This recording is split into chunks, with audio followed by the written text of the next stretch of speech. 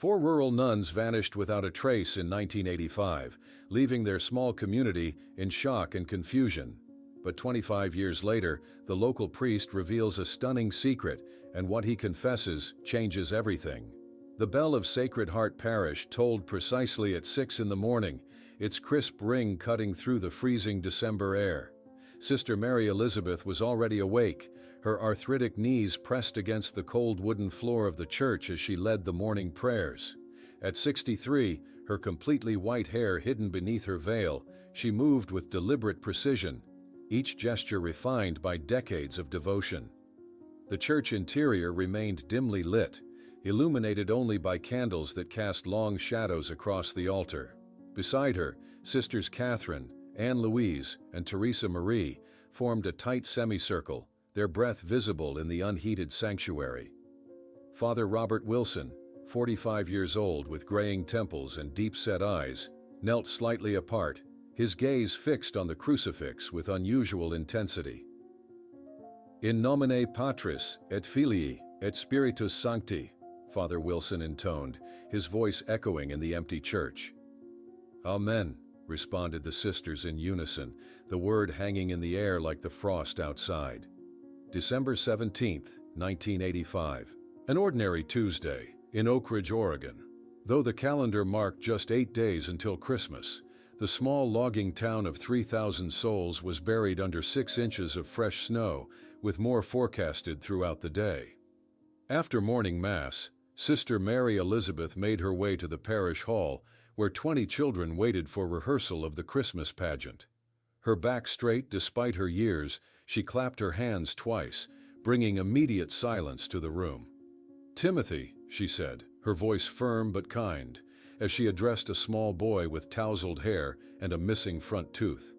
"Let's try your line again. Remember, you're announcing the greatest news in history." The boy nodded earnestly, clutching his shepherd's crook. "Fear not, for behold, I bring you good tidings of great joy." Sister Mary Elizabeth's weathered face softened into a smile. "Much better. Continue." Across the parish grounds, in the steamy kitchen, Sister Catherine stirred an enormous pot of vegetable soup.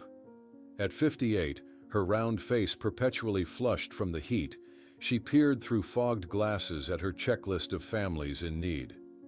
"Mrs. Jensen had her 4th child last month," she told the volunteers, helping prepare meal packages. "We'll need to add an extra loaf of bread to their basket." The kitchen door swung open, admitting a blast of cold air, and Sister Anne Louise, clipboard in hand. At 45, she was the financial administrator of the parish, tall and efficient with economical movements. "Catherine, I need to verify the expenses for the Christmas baskets," she said, her voice quieter than usual. "Could we speak privately for a moment?"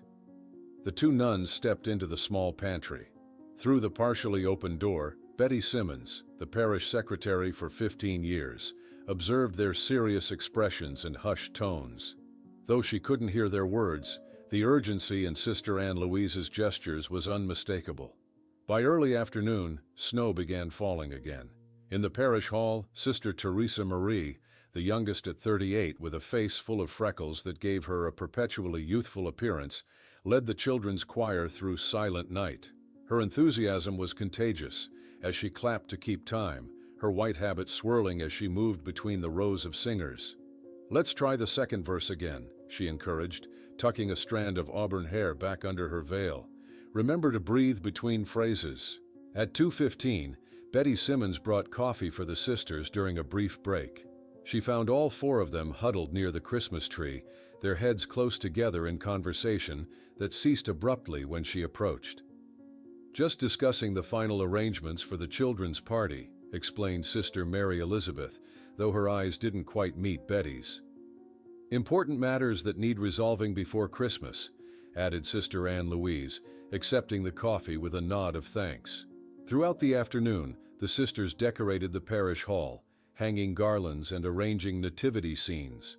Frank Guthrie, the church janitor for over 2 decades, helped assemble the large Christmas tree in the corner.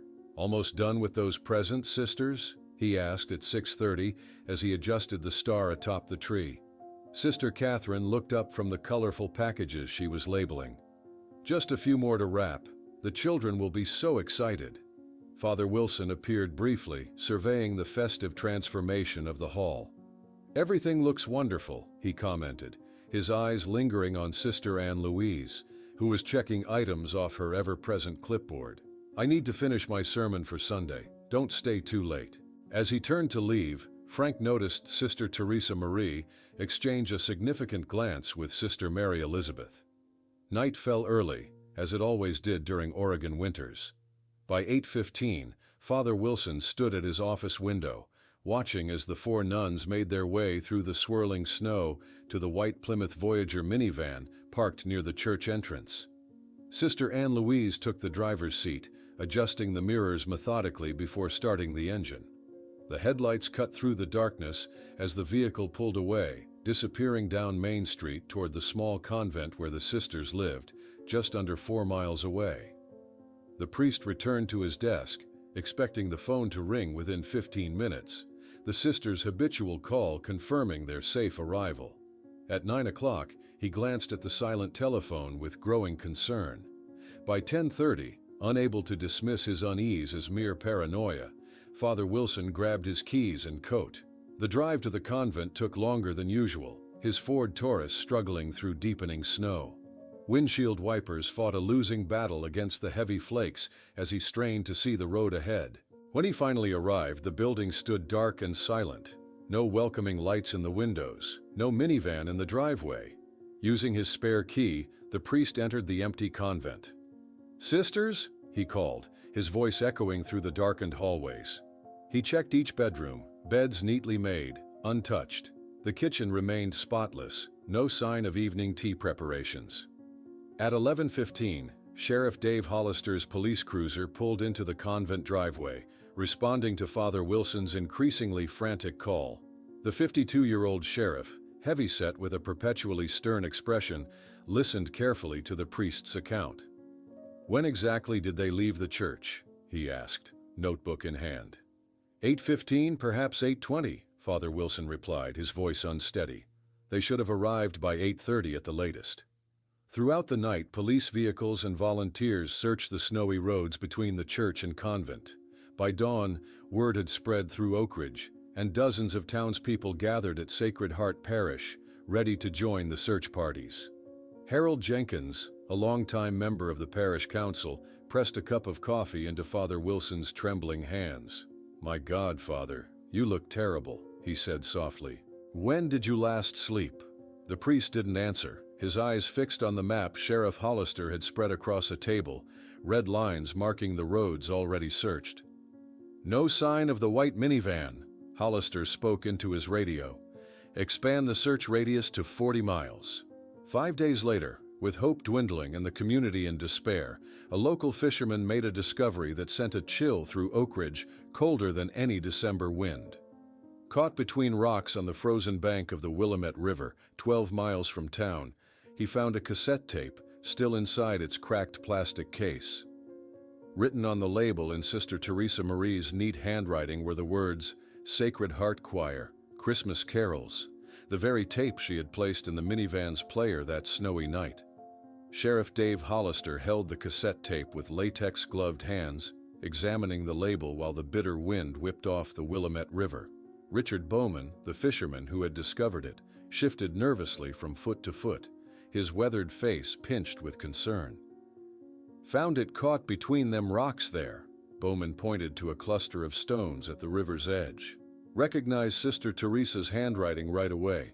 My kids were in her choir 3 years running." Hollister nodded grimly, carefully placing the cassette into an evidence bag. "You did the right thing bringing this directly to me, Richard." He gazed at the rushing water, dark and forbidding in the winter light. 12 miles from the convent. How the hell did it end up here? Within hours, the discovery transformed the search effort. State police divers in specialized cold water gear slipped beneath the river's surface, tethered by safety lines, while officers coordinated from the shore via radio. The bitter cold made the operation treacherous. Divers could only remain submerged for short periods before the freezing water became dangerous. Nothing yet on the northeast quadrant, crackled a voice over the radio. Currents strong, visibility near zero. Meanwhile, at Oak Ridge's modest town hall, FBI Special Agent Mark Thompson stepped through the doors, shaking snowflakes from his immaculate dark coat. At 42, Thompson carried himself with the confident precision that came from 15 years with the Bureau. His keen eyes immediately focused on the large map of the region plastered across the wall, covered in colored pins and markings. "Agent Thompson," Sheriff Hollister extended his hand.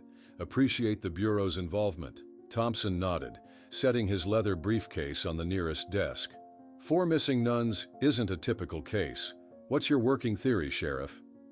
Initially thought it was a simple accident. Vehicle slides off the road in the snowstorm. Hollister gestured to the map. But we've checked every inch of the routes they could have taken. Nothing. Then this morning, that tape turns up by the river, miles from any road they'd have traveled. Thompson studied the timeline Hollister had established. 4 people don't vanish without leaving traces. We're missing something fundamental here. While the river search continued, teams with search dogs combed the dense forests surrounding Oak Ridge. The animals struggled through deep snow, occasionally barking at false alarms, a discarded glove, an old campsite, wildlife scents that momentarily confused them. That evening, Sacred Heart Church overflowed with people. Candles flickered in every window, and along the altar, as Mother Superior Dorothy, a severe-looking woman of 70 who had traveled from Portland, led the congregation in prayer. Father Wilson sat beside her, his shoulders hunched as if carrying an invisible weight. "We must have faith," Mother Dorothy's voice rang through the sanctuary. "Our sisters are in God's hands, wherever they may be." Later that night, Thompson interviewed Betty Simmons at the sheriff's office, pressing her about the sisters' final days at the parish. "Did Sister Anne Louise mention any concerns? Anything unusual in the days before they disappeared?" Thompson leaned forward, watching the secretary's face carefully. Betty twisted a tissue in her hands. She seemed preoccupied. "I found her in the financial office several times, working late. When I asked if she needed help, she said it was routine matters, but her voice was tense." The following day brought the first significant witness statement. Marcus Reynolds, a long-haul trucker with a grizzled beard and weary eyes, pointed to a map spread across Thompson's desk. "It was this white minivan, I'm certain," he insisted. "Heading north on I-5 around 10 p.m. that night. Saw at least 2 nuns inside. Struck me as odd, them traveling so late in that snowstorm." Father Wilson's face flushed with anger when Thompson mentioned Reynolds' testimony and the possibility that the sisters might have left voluntarily. "It's outrageous," he exclaimed, pounding his fist on the table. "These women would never abandon their vows, their community, without a word. 20 years of devotion doesn't vanish overnight." At 2 in the morning, Thompson and Hollister sat in a deserted diner, half-empty coffee cups between them, exhaustion evident on their faces. "What if they discovered something they shouldn't have?" Thompson proposed quietly.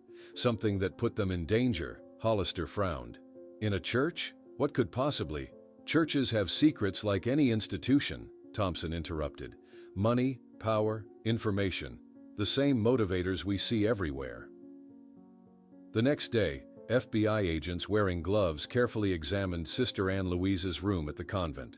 Among her sparse possessions, an agent discovered a devotional book with curious notations coded in the margins, numbers, and abbreviations that made little sense at first glance. Meanwhile, Thompson questioned Frank Guthrie, the church janitor, in the parish house living room. "How long did Father Wilson stay in the hall that night? Did he seem normal when he left to work on his sermon?" Guthrie scratched his chin thoughtfully. "Can't say exactly. 15 minutes, maybe? Seemed distracted, checking his watch a lot. Not unusual before Christmas, though. Busy time for a priest." Across town, Margaret Thorne held her sobbing daughters close, their small bodies shaking with grief. "The sisters are just lost, darlings," she whispered, though her voice lacked conviction. "Everyone's looking for them. They'll come home soon." That night in his hotel room, Thompson stood before a wall covered with photos, timelines, and maps. He circled an area in red marker, the location where the sister's cell phone had emitted its final signal before going dark. "Something doesn't add up," he muttered to himself. 2 weeks into the investigation, as January's bitter cold tightened its grip on Oak Ridge, a backhoe removed snow and earth from a remote area near the river. Thompson crouched in the excavated ground, examining tire tracks preserved beneath the snow, his breath forming clouds in the frigid air. "These could match the minivan's tread pattern," he said to Hollister. "But why would they drive out here? There's nothing around for miles." 30 days after the disappearance, Father Wilson conducted a special mass. The church was filled beyond capacity, with people standing in the aisles, and even outside, listening through speakers installed for the occasion. 4 empty chairs with white roses sat in the presbytery, a poignant symbol of the missing sisters. As the congregation filed out after the service, the church sexton approached Father Wilson with a puzzled expression. "Father, I found this under one of the memorial chairs," he said, extending a plain brown envelope. Father Wilson took it with trembling hands. Inside was a single sheet of typed paper bearing a message that sent ice through his veins. "The sisters knew too much. Look in the accounting books. The answer is in Psalm 52. The mysterious note sent shockwaves through the small group gathered around Father Wilson. Special Agent Thompson carefully took the paper with gloved hands, his eyes narrowing as he read the cryptic message. "Psalm 52, Thompson murmured, reaching for a Bible on a nearby pew. He flipped through the pages until he found the passage. "Why do you boast of evil, you mighty hero? Why do you boast all day long, you who are a disgrace in the eyes of God?" Sheriff Hollister's weathered face darkened. "Someone suggesting there was corruption in the church, that the sisters discovered it?" Father Wilson sank heavily onto a pew, his complexion ashen. This is absurd. Sacred Heart has always been transparent with its finances." Within hours, Thompson had secured permission from the Portland Diocese to examine the parish's financial records. The bishop, an austere man of 70 with steel-gray hair, met with Thompson in his wood-paneled office overlooking the cathedral gardens. "The church is as interested in finding the truth as you are, Agent," the bishop said firmly. "The accounting books, donation records, everything. It's all at your disposal. We have nothing to hide." The following morning, Thompson and a forensic accountant from the FBI's Portland office began their meticulous examination of Sacred Heart's financial history. They commandeered a small office in the parish administrative building, walls soon covered with spreadsheets and timelines stretching back 5 years. "Look at these quarterly donation summaries," the accountant pointed out, sliding a folder across the desk. "The reported totals don't match the deposit records. Small discrepancies, but they're consistent over time." Meanwhile, another agent discovered a notebook hidden inside Sister Anne Louise's copy of Lives of the Saints. The pages contained columns of figures, account references, and question marks scribbled in the margins. Several entries were circled in red ink with notations like "Verify Source" and "Ask T" about allocation. That evening, tensions flared at an impromptu meeting of parish council members gathered in Harold Jenkins' living room. The elderly man's face was flushed with indignation as he addressed the group. "It's absurd to suggest Father Wilson had anything to do with this. He's suffering more than anyone," Jenkins insisted, pounding his cane against the hardwood floor for emphasis. "These FBI people are just looking for an easy explanation." Margaret Thorne, who had been standing quietly by the window, turned to face the group. "Nobody's accusing anyone, Harold, but if the sisters found financial irregularities, we need to know. They would want us to find the truth." "The truth?" Jenkins scoffed. "The truth is, 4 good women are missing, and instead of focusing on finding them, we're entertaining conspiracy theories." Several council members nodded in agreement, while others exchanged uncertain glances. The division that had been simmering beneath the surface of Oak Ridge's grief was beginning to boil over. Late that night, Father Wilson knelt alone in his bedroom, hands clasped in desperate prayer. His normally neat quarters were showing signs of neglect, clothes draped over chairs, dishes unwashed. A half-empty bottle of whiskey sat on his nightstand, something unthinkable just weeks before. The priest's face was haggard, eyes rimmed red from sleepless nights. "Please, Lord," he whispered, voice breaking, "guide them home, or guide us to them." As January gave way to February, the harsh winter slowly loosened its grip on Oak Ridge. Melting snow revealed areas previously inaccessible to search teams, allowing them to explore steeper terrains near the river where the cassette tape had been found. Thompson and Hollister stood on a muddy embankment, examining deep tire tracks and drag marks that had been preserved beneath the snow. A forensic technician photographed evidence of vegetation deliberately cut away to create access to the riverbank. "Someone cleared this path," Thompson observed, crouching to examine the chopped brush. "This wasn't a random accident. Someone needed to get a vehicle close to the water." Back at the sheriff's station, they analyzed weather and river level reports from December. Thompson tapped a spike in a graph showing the water's depth. "The river rose significantly after the December 18th storm," he explained.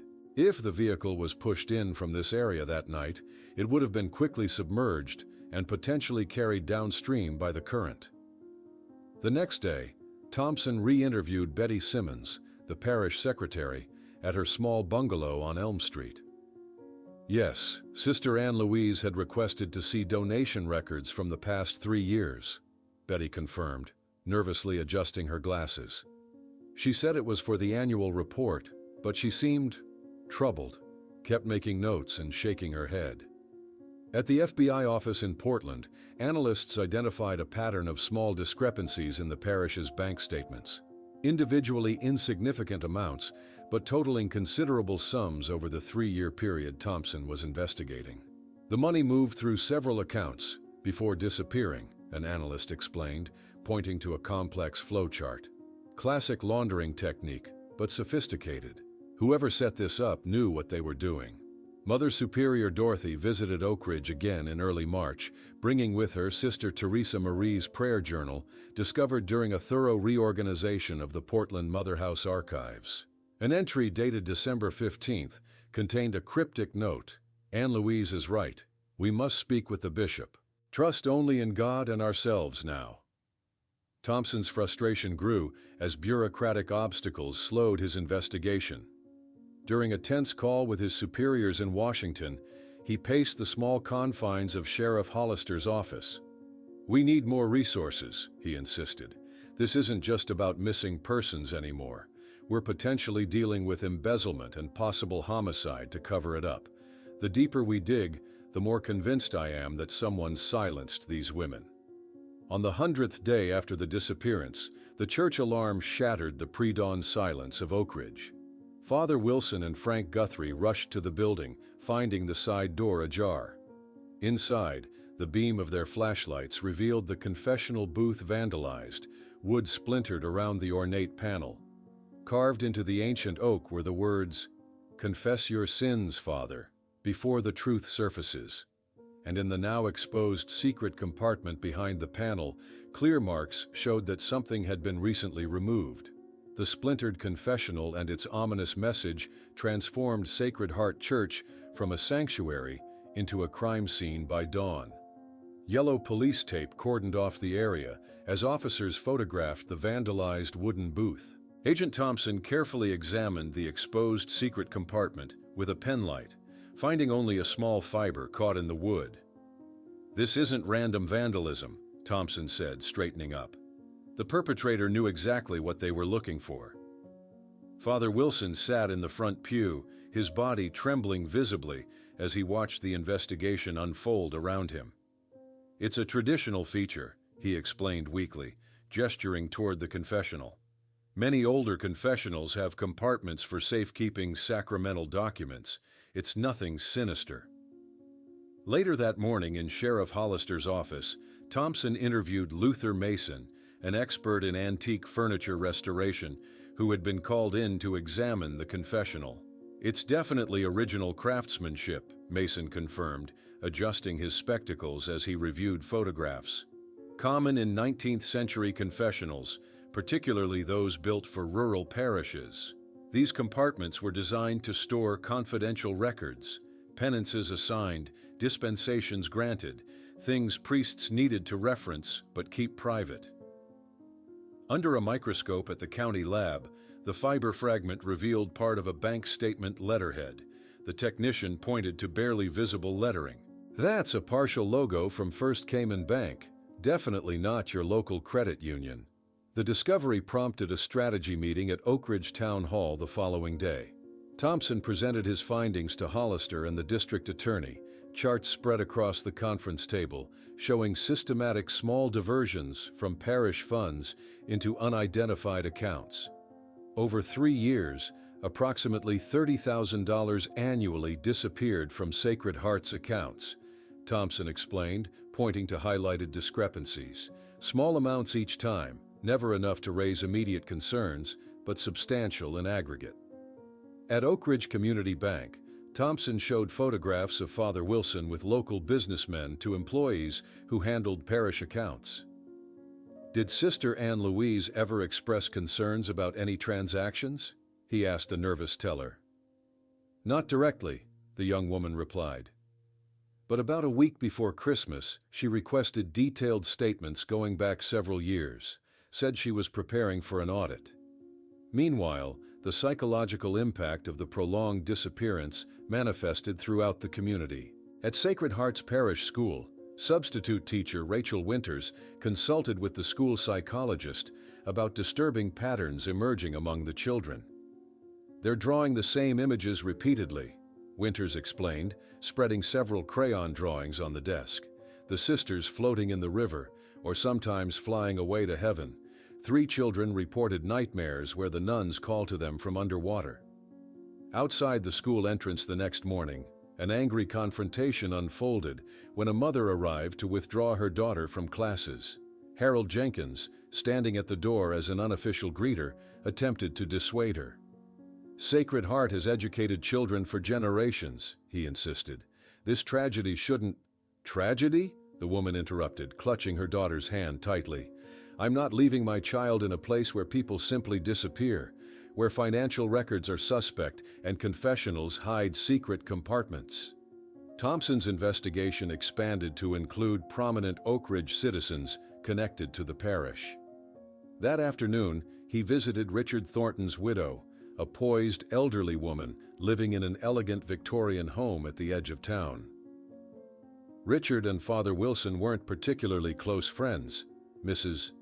Thornton explained, serving tea from a silver service. Their relationship was more professional, Chamber of Commerce matters, civic planning committees. Richard always said the father had excellent business sense for a clergyman. At the county records office, Thompson discovered that Father Wilson, Thornton, and William Blackwood, another prominent businessman, had served together on multiple committees over the years, often making decisions about urban development projects and community resource allocation. That night, in the dimly lit parish house, Father Wilson sat alone at his kitchen table, a tumbler of whiskey in his trembling hand. Spread before him were old photographs of the missing sisters, at the parish picnic, teaching children, tending the church garden. A sudden noise outside his window caused him to start violently, knocking over his glass. Heart pounding, he peered through the curtains at the empty yard, illuminated only by moonlight and shadows.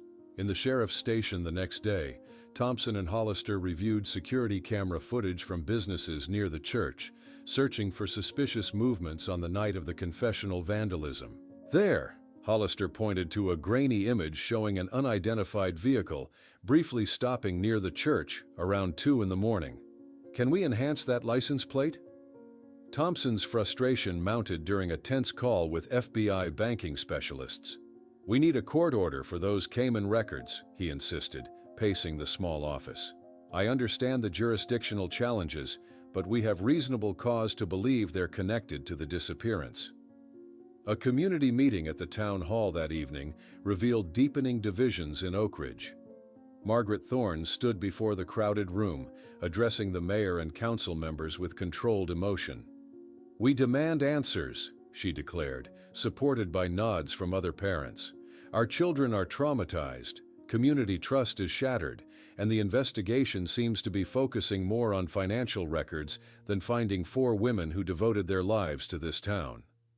The following morning, forensic technicians examined Father Wilson's Ford Taurus, collecting samples from the trunk and analyzing the vehicle's GPS system. Their preliminary report noted coordinates for multiple visits to a remote area near the river, visits not mentioned in any of the priest's previous statements. On the afternoon of March 15th, Thompson interviewed William Blackwood in his opulent office in Eugene. The silver-haired businessman maintained his composure throughout most of the conversation until Thompson casually mentioned Psalm 52. "Why that specific reference?" Thompson asked, noting how Blackwood's hand suddenly trembled, spilling coffee onto his immaculate desk. "I'm not familiar with Bible verses, Agent," Blackwood replied, his voice tight as he mopped the spill. "I'm more concerned with business than scripture." That night, electronic surveillance equipment installed by the FBI captured Blackwood, making a frantic late-night call from his home office. The businessman's voice, normally controlled and authoritative, was pitched high with panic as he spoke to State Senator James Cooper. "They found something in the church. If those damn nuns hid documents there, we're all finished." "They found something in the church. If those damn nuns hid documents there, we're all finished." The recording of Blackwood's panicked midnight call played again in the FBI's secure conference room in Portland. Thompson pressed pause, his face grim as he addressed the assembled team of agents. "Senator Cooper's involvement changes everything," he said, tapping the photo of the distinguished politician displayed on the wall. "We're no longer dealing with small-town corruption. This goes all the way to the state capitol." Special Agent Rebecca Martinez, recently assigned to assist with the case, spread several documents across the table. Cooper's financial history shows a pattern. Every development project he championed received substantial donations from Sacred Heart Parish, supposedly for community outreach programs that either never materialized or were significantly underfunded. The wall behind them displayed a complex web of connections, photographs of Cooper, Thornton, Blackwood, and notably Father Wilson, attending various civic functions together over the years. Red lines traced the money flow through shell companies and charitable foundations, ultimately leading to offshore accounts. The parish wasn't just being robbed, Thompson concluded, it was being used as a laundering mechanism for much larger operations. Across town in Eugene, 2 FBI agents disguised as utility workers installed additional surveillance equipment near Blackwood's residence. They observed the businessman through high-powered lenses, noting his erratic behavior, checking windows repeatedly, making multiple trips to his backyard incinerator, and taking unusual driving routes when leaving his home. "Subject appears increasingly paranoid," one agent reported via secure channel. "Made 3 calls to international numbers in the past hour, attempting to trace destinations." The following morning, Father Wilson's deteriorating condition necessitated medical intervention. Hospital staff admitted him to Portland Psychiatric Center, where doctors diagnosed acute stress disorder with severe depressive elements. Through the ward's windows, the priest stared vacantly at the distant mountains, responding minimally to questions. "He's suffering from profound psychological trauma," explained Dr. Hayes to Thompson. "Whether from guilt, fear, or genuine grief remains unclear. His mind has essentially shut down to protect itself." 3 days later, Thompson sat on the sun-drenched porch of a modest retirement community in Phoenix, Arizona.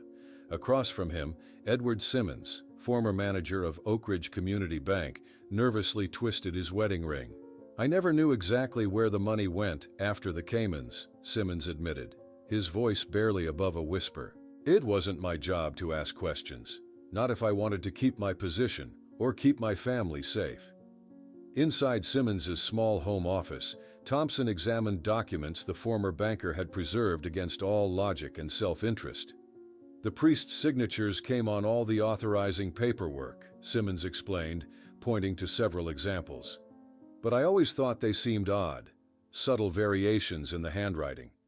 When I mentioned it once to Thornton, he told me to focus on processing, not analyzing.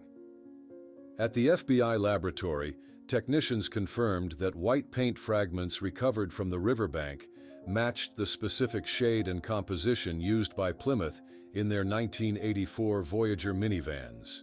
The chemical analysis is conclusive, the lab director reported. These chips came from the missing vehicle. Back at Oak Ridge Sheriff's Office, Thompson and Hollister updated their evidence map, which now clearly illustrated a conspiracy involving powerful local and state figures. Red pins marked key locations, yellow string connected related events. Photographs of the 4 missing sisters remained at the center, surrounded by an ever-expanding web of corruption. "It's like peeling an onion," Hollister observed grimly. "Each layer reveals something more rotten beneath."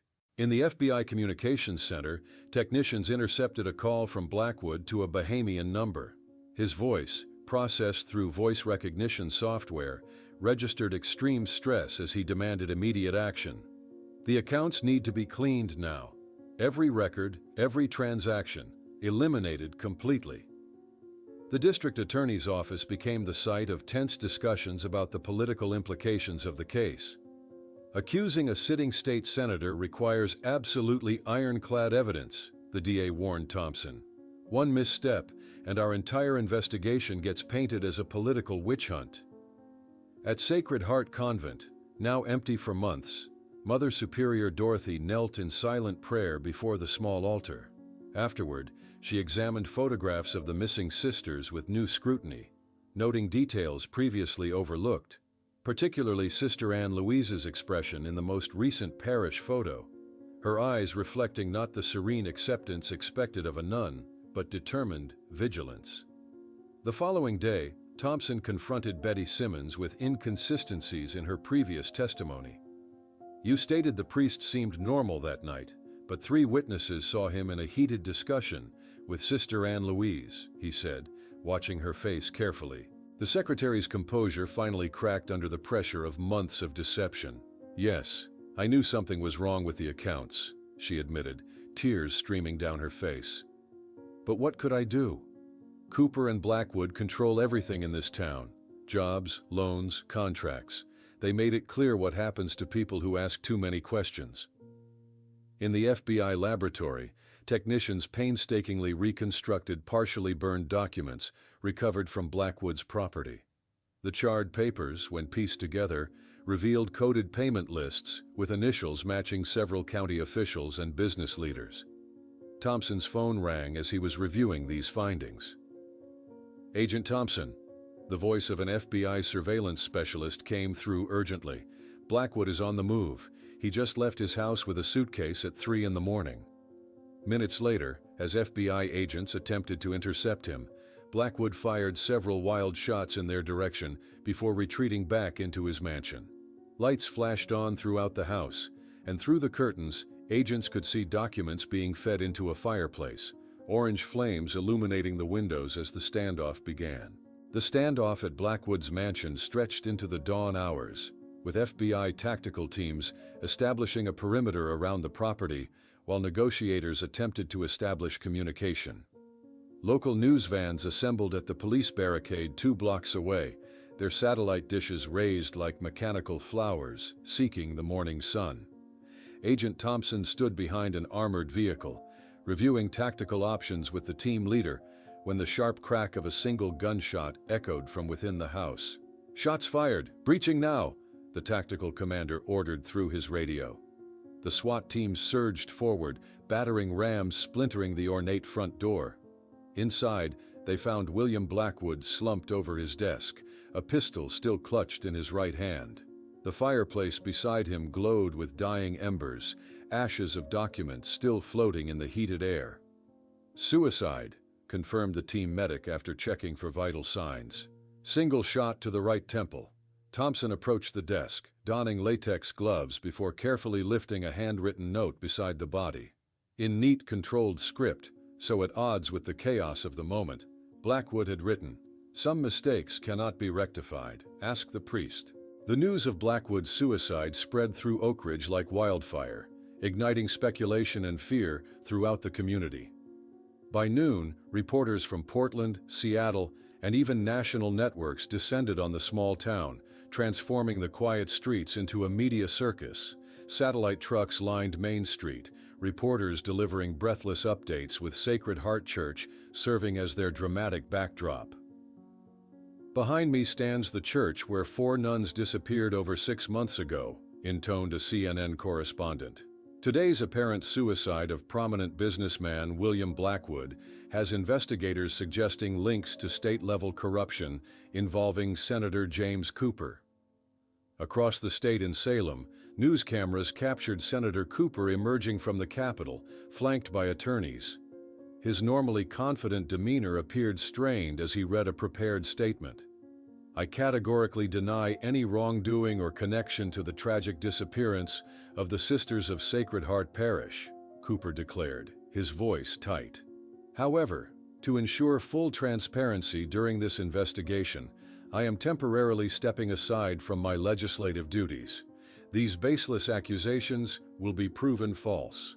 In the FBI laboratory, technicians worked meticulously to recover and reconstruct the documents Blackwood had attempted to destroy. Using specialized equipment, they carefully separated charred pages, revealing lists of transactions with coded recipient names. "We've identified a pattern," explained the lab director, pointing to recurring symbols. "This appears to be a payment ledger with amounts distributed to individuals identified only by initials. Based on the sums involved, we're looking at systematic bribery of public officials." At Portland Psychiatric Center, doctors reported Father Wilson's condition had deteriorated significantly following news of Blackwood's death. "He became extremely agitated when he saw the television report," Dr. Hayes told Thompson. "We've had to increase his medication. He keeps repeating, 'They'll find them now,' before lapsing into unresponsive states." The investigation took an unexpected turn 3 days later when Thompson received an anonymous call at his temporary office in the sheriff's station. The voice, electronically distorted, delivered a cryptic message. "Look again in the confessional. South panel, not north.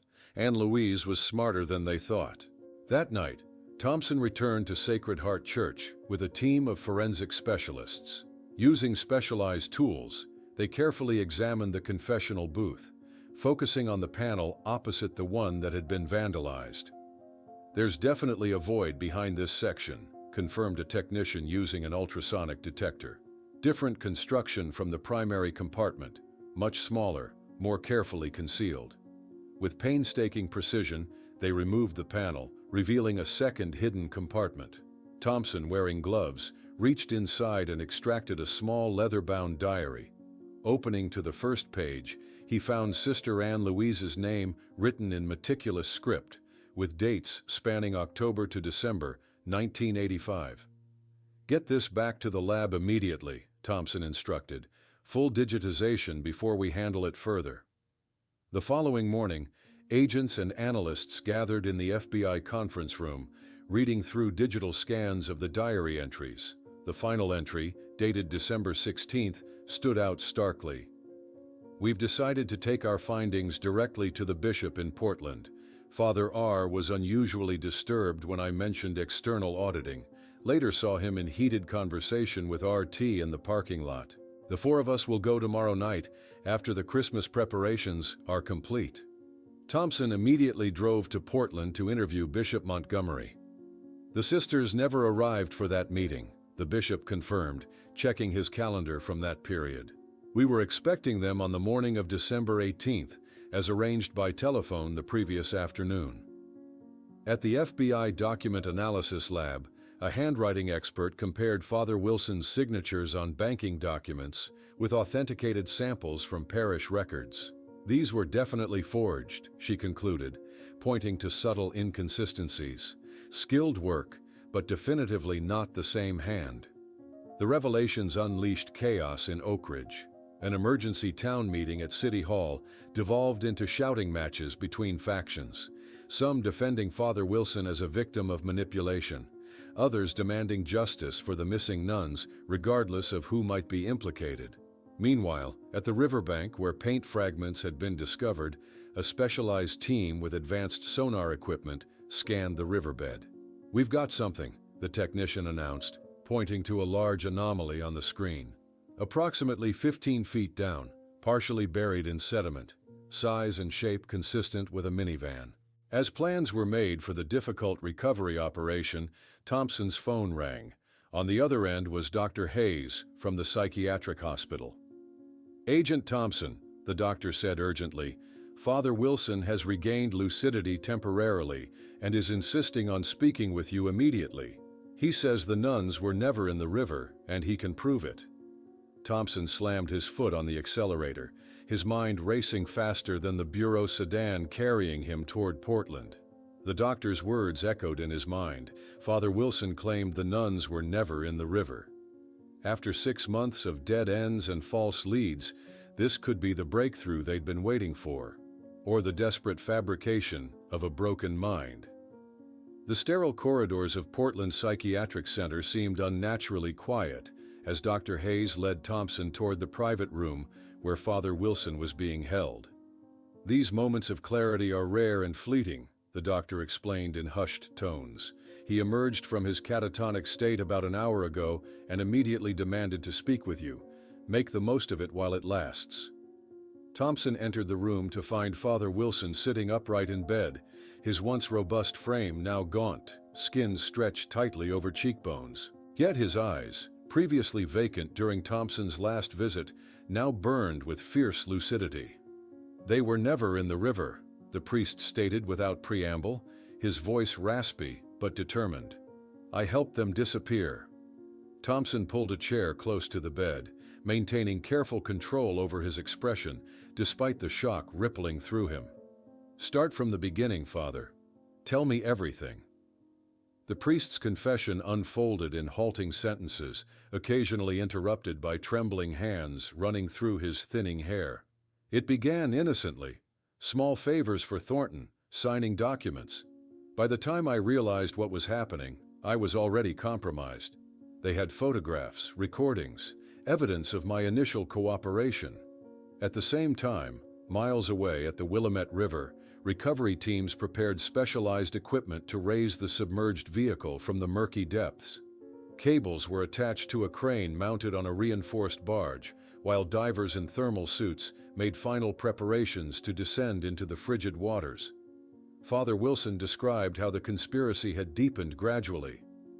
Thornton controlled local businesses, Blackwood managed the financial aspects, and Cooper provided political protection. The parish funds were just a small part of their operation, but when the sisters started asking questions, his voice faltered. "You learned they planned to harm the sisters," Thompson prompted, recording every word. The priest nodded, eyes haunted. "I overheard Thornton on the phone talking about solving the problem of those interfering nuns that very night. He didn't know I was in the sacristy. I didn't have time to warn them directly. They were already preparing to leave."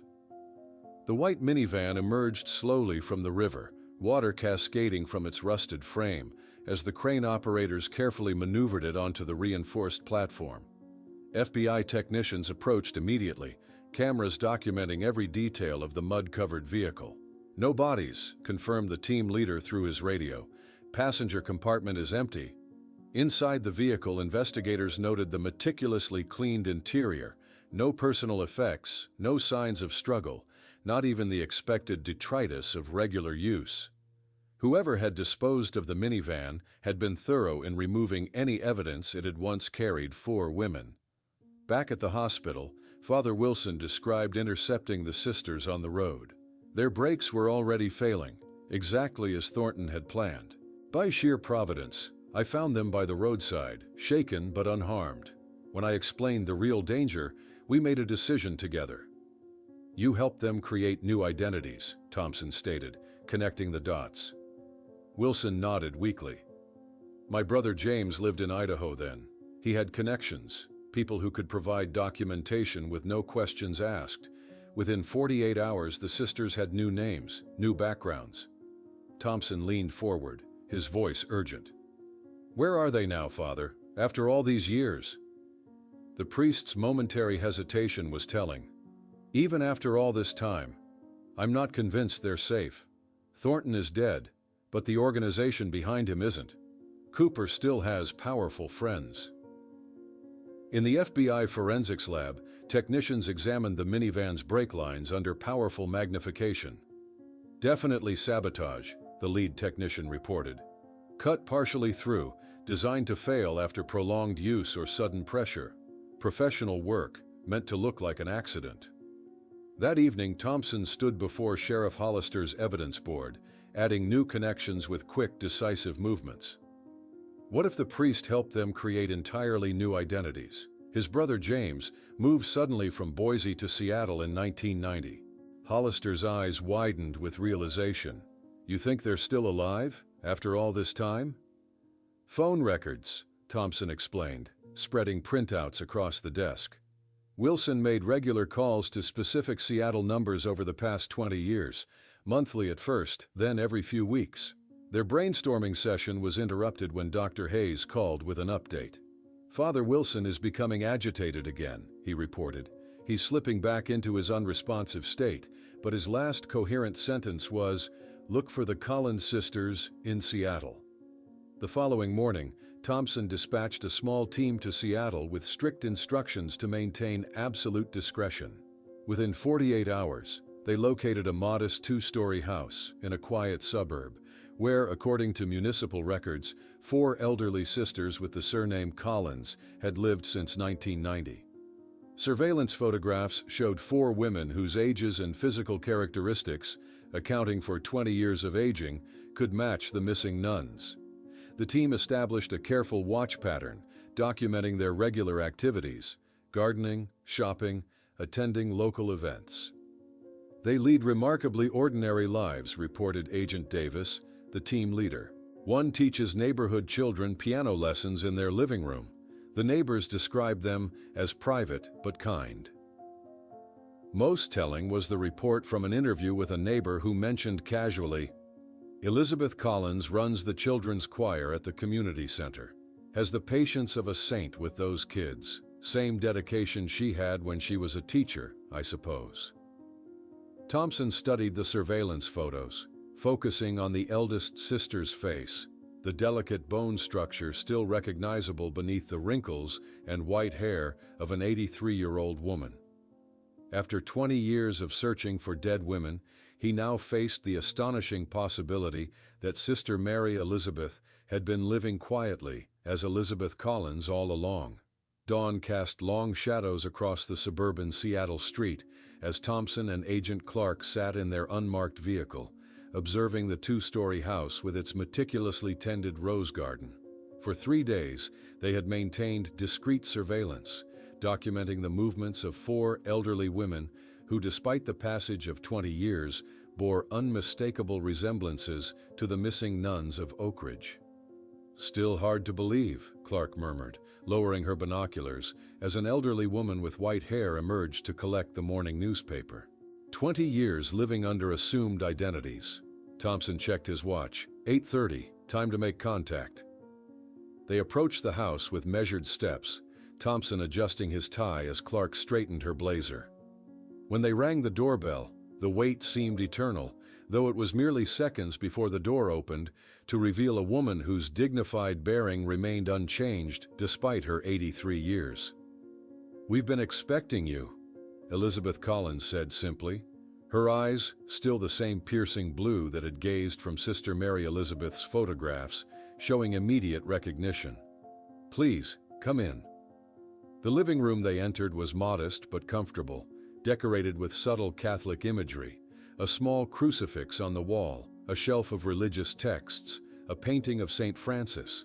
The 4 women exchanged silent glances before gathering on the sofa, their posture still carrying the formal bearing of their religious training, despite decades in civilian clothes.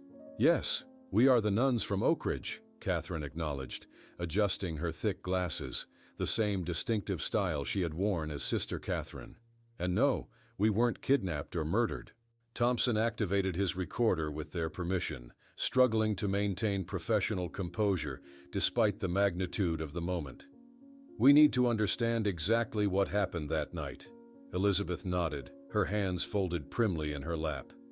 Everything changed when Father Wilson intercepted us on the road. The story emerged in vivid detail, alternating between their present account and Thompson's mental reconstruction of that snowy December night in 1985.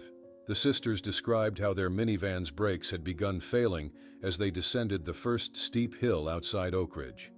"I managed to guide the vehicle onto the shoulder before we lost control completely," explained Anne Louise, now 65 but still possessing the precise diction and analytical mind that had made her an effective financial administrator.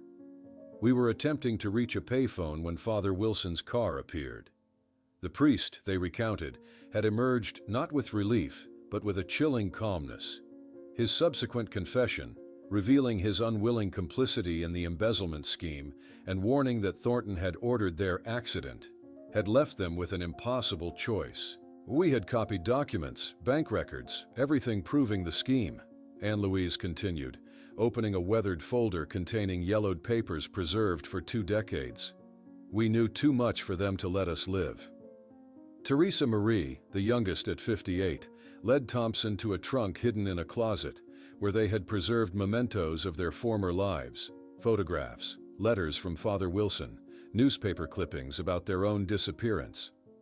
"This became our archive of what we left behind," she explained, her voice softening as she lifted a faded photograph of Sacred Heart School children gathered around her at the piano.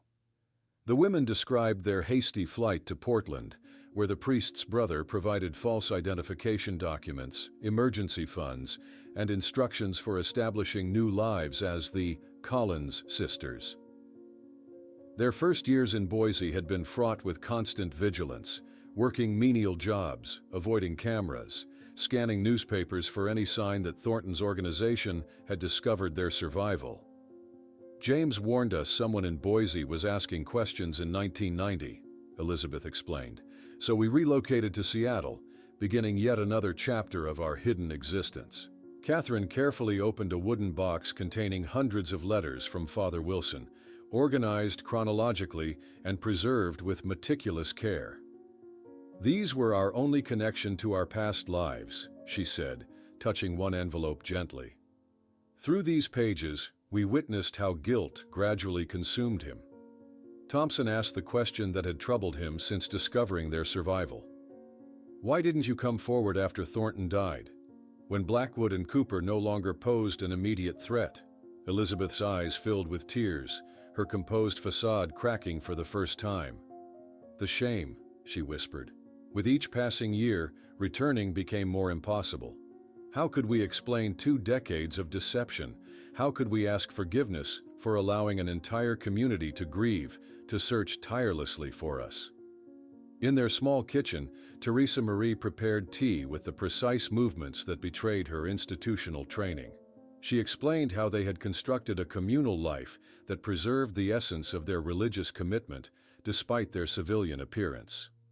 "We never stopped being nuns in our hearts," she said, serving the tea in delicate cups. "We simply couldn't wear the habit or live openly in faith." The women led Thompson to a small room at the back of the house, a private oratory with perpetually burning candles and a wall of photographs of Oak Ridge parishioners. "Our daily prayers always included those who suffered because of our decision," Elizabeth explained. As Thompson prepared notes for the official announcement of their discovery, his secure phone buzzed with an urgent message. Reading it, his expression darkened immediately. "We have a situation," he told the women, whose faces showed immediate understanding of potential danger. "Senator Cooper has just made a plea deal with federal prosecutors. His initial statements mention a much larger criminal organization operating across 3 states, and they're apparently still interested in permanently silencing anyone connected to the Oak Ridge case." Cooper's revelation about an active criminal organization sent Thompson into immediate action. Within an hour, he had arranged federal protection for the 4 women, deploying agents around the perimeter of their Seattle home while coordinating with the Seattle field office for additional resources. "We need to move quickly, but carefully," Thompson explained to the women as they gathered in the living room. Your safety is our priority, but we also need to manage how this news reaches the public. Elizabeth nodded, her weathered hands clasped tightly in her lap. After 20 years of hiding, I suppose our secret couldn't last forever. Despite Thompson's efforts to control the release of information, by the following morning, a Seattle news crew had somehow connected the FBI presence to the long-missing nuns. The revelation exploded across national media networks with the suddenness of a thunderclap. "Breaking news," announced a CNN anchor, her expression reflecting the extraordinary nature of the story. In an astonishing development, the 4 nuns who disappeared from Oak Ridge, Oregon in 1985 have reportedly been found alive. Sources indicate they have been living under assumed identities in the Seattle area for nearly 2 decades. The 4 women watched the television coverage with complex emotions playing across their faces. Teresa Marie gripped Elizabeth's hand as reporters speculated wildly about their captivity and forced seclusion. "They make us sound like kidnapping victims," Catherine observed dryly, "when in reality, we chose this exile ourselves." Meanwhile in Oak Ridge, the news struck like a seismic event. Residents gathered spontaneously in front of Sacred Heart Church, some carrying portable televisions to share updates with neighbors. Their expressions ranged from shocked disbelief to tearful joy to visible anger, the community struggling to process that the women they had mourned for 20 years were alive. Margaret Thorne sat in her kitchen, the phone ringing incessantly as reporters sought comments from prominent community members. Her daughter, now an adult, stood leaning against the doorframe, bewilderment evident in her expression. "How should we feel about this, Mom?" she asked quietly. Margaret sighed, pressing her fingers to her temples. "I don't know, sweetheart. I honestly don't know." In the town square, Harold Jenkins found himself surrounded by news crews, his decades-long insistence that the search should continue now validated in an unexpected way.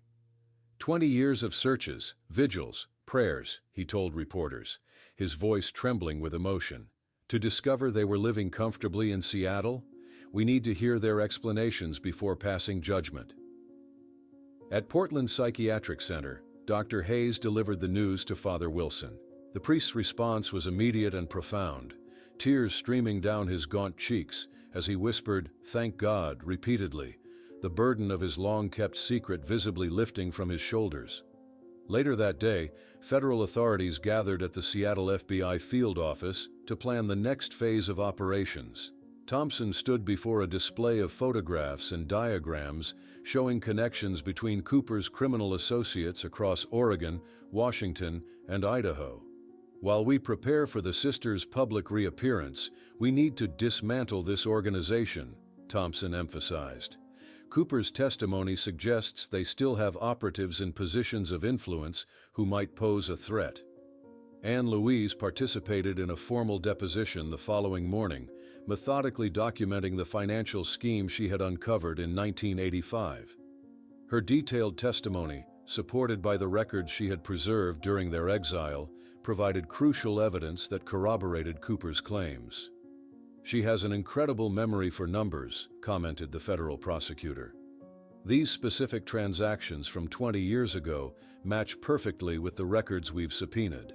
At their Seattle home, Elizabeth carefully packed cherished possessions, pausing over a framed photograph of the 4 women in their habits.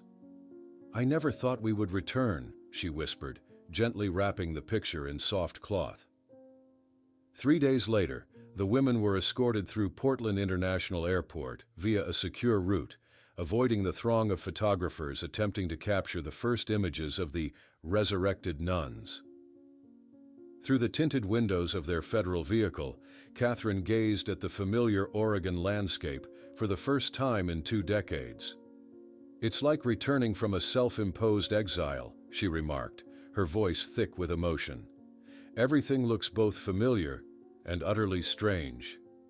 In Oak Ridge, preparations for the reconciliation ceremony transformed the interior of Sacred Heart Church. Volunteers cleaned pews, arranged flowers, and hung welcome banners, while Father Matthew Garcia, who had succeeded Father Grant years earlier, nervously supervised the arrangements. "We want to create a space of healing, not judgment," he instructed, aware of the divided emotions within his congregation. At a small hotel outside Oak Ridge, where the women were sequestered under protection, they spent the evening rehearsing what they would say to the community. Teresa Marie voiced their shared apprehension. "We don't expect forgiveness, only understanding." Elizabeth made final adjustments to her prepared remarks, her gnarled hands adding notes in the margin. "Forgiveness is a grace, not a right. We are prepared for any reception." On the morning of the reconciliation ceremony, federal agents escorted the four women towards Sacred Heart Church. A large crowd had gathered outside, held back by barricades and local police. As they approached the side entrance to avoid the main crowd, the women suddenly froze in place, stunned by the sight of a frail, white-haired man in a wheelchair waiting silently at the door. Father Wilson, now 85, brought against medical recommendations for this moment, his eyes reflecting decades of guilt and a desperate yearning for redemption. Time seemed suspended as Elizabeth stared at Father Wilson, his frail form a stark contrast to the authoritative priest she had known 2 decades earlier. Without hesitation, she moved toward him, her arthritic knees protesting as she lowered herself before his wheelchair. Taking his trembling hands in hers, she spoke words that bridged 20 years of separation. "We survived, Robert, all of us." The priest's weathered face crumpled with emotion, tears streaming freely down deep wrinkles, carved by years of guilt and suffering. No words passed between them. None were needed. Their shared history spoke volumes in the silence. Inside Sacred Heart Church, every pew was filled beyond capacity, with people standing along the walls and spilling out the doors. A collective intake of breath swept through the congregation as the four women walked slowly down the center aisle, escorted by Thompson and local officials. Faces in the crowd displayed the full spectrum of human emotion: wonder, joy, confusion, anger, disbelief, as the community confronted living ghosts. Elizabeth approached the microphone at the altar, her posture still carrying the dignity of her former position despite her advanced age. "We have not come asking you to forget the years of pain," she began, her voice firm and clear. "Nor do we expect you to fully understand our decision on that winter night. We come offering only the truth, late as it is, and asking not for forgiveness, but for understanding." A profound silence filled the church as she recounted their story: the discovery of financial corruption, the sabotaged vehicle, the desperate choice to disappear rather than risk murder at the hands of powerful men. When she finished, the silence stretched unbearably, until Harold Jenkins, now white-haired and using a cane, rose shakily from his seat. With deliberate steps, he made his way to the altar and, without a word, embraced each woman in turn. His spontaneous gesture broke the emotional dam. Many parishioners followed, approaching the women with tears and tentative touches, as if confirming their physical reality. Others remained seated, their expressions guarded, the wounds of abandonment not so easily healed. Margaret Thorne confronted Anne Louise directly, her voice tight with controlled emotion. "My daughters cried for you for years," she said, standing rigidly before the former nun. Then, after a pause that seemed eternal, she added, "But I understand why you did what you did. I probably would have done the same." Father Wilson, who had been wheeled to a position near the altar, addressed the congregation briefly. His voice was weak but surprisingly clear. "The greatest burden falls to me. I chose silence when I should have chosen truth, even at the cost of my life." After the formal ceremony concluded, the four women visited the old convent, now transformed into a museum chronicling the history of Sacred Heart Parish. They moved silently through rooms displaying artifacts from their former lives, including the recovered minivan, partially restored and presented as the central exhibit of their extraordinary story. "Strange to see our lives behind glass," Catherine murmured, touching the protective barrier that separated her from a habit identical to the one she had abandoned. Later that afternoon, Thompson found the women in the local cemetery. standing before memorial plaques that had been placed in their honor years earlier.